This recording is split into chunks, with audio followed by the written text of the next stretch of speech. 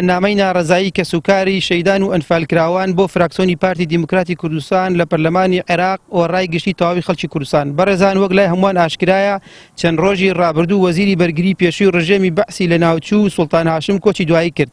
لای هەموو خەڵکی کوردستان و کە سوکاری ئەنفالکراوان ئاشکرایە ئەو وەزیرە بەرپرسی خۆناغی یەکەمی شاڵاوەکانی ئەنفال بۆ دەستی سوورە بە خوێنی سەدان هەزار ژن و مناڵی کورد و ڕوخاندنی 4500 گوند و ئەوەی جێگەی داخە پەرلەمانتارێکی پەرلەمانی عێراق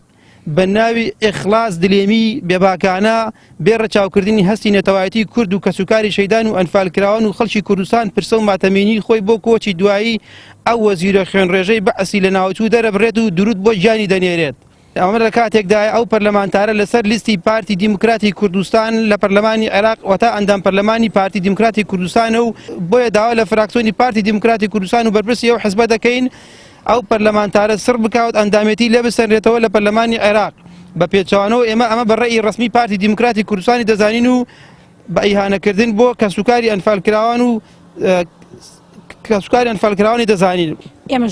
وەکو نوێنەرێکی ئەنفال بە ناوی هەموو ئەنفالەکانی شو قسە ئەەکەم کە گشتیان ئەوەی پێی نەکراوە کە منی ناردۆتێتی تۆ بڕۆ لە باتی هەموو قسە بکە. ئێمە ئەو پەرلەمانتارە ئەبێ بە سزای خۆی بگەیە. ئەگەر پارتی دیموکراتی کوردستان ڕاستەکە و ئەنفالی ئەوێ بەڵێ من لە پشتی ئەنفالم ئەبێ ئەو پەرلەمانتارە دەرکا لەو شوێنە، نابێ بمێنێ و ئێمە بیدینی و بڵێنەمە ئەمە دەستخۆشی لە خوێن ڕێژێ کردووە وەتا ئەوەشی و تۆ ئەوەشی و تۆ و توێتی وەڵا دەستی خۆش ئەنفال لە وەلاتر بڕوا بۆ ئەنفال مادەمەڵێ ئەنفال لە وەلاتر بە ئەویش لە وەلاتر بڕاو دەرکەن.